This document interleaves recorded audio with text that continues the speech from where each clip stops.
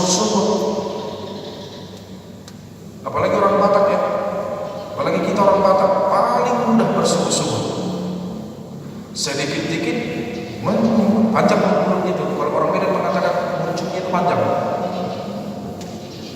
Ada kesalahan sedikit, dan paling fatal Anda tahu, sakit hati ke gereja, besok sudah pindah gereja. Terjadi, benar? Benar. Saya sudah pernah menghadapi kata-kata ini. Amang, saya mau pindah gereja katanya. Mana? Saya mau pindah ke Betel katanya. Silakan. Kenapa Abang tak menahan saya? Ngapain saya tahan kau? Saya bilang, emang saya polisi. Kalau kau nyaman di sana silakan. Tapi semua apa yang kau tuduhkan kepada kami salah. Saya bilang. Tapi kalau Anda pindah, silakan. Gak usah pakai surat pindah. Pergi saja. Saya telepon pendeta sekarang agar satu hari ini juga kau diterima. Pergi. Dengan berat hati dia pergi. AKBP gak sayang sama saya katanya. Tapi tahu nggak apa yang terjadi setelah saya pindah ke Jalan Murah, balik lagi ke AKBP.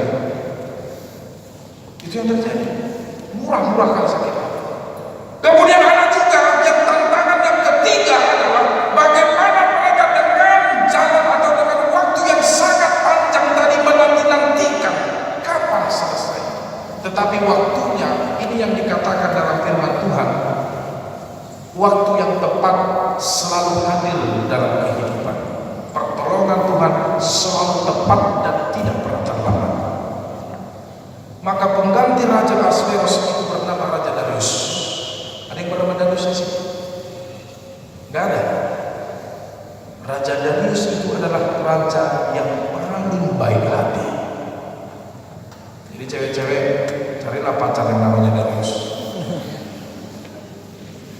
Kenapa saya katakan raja yang paling baik hati?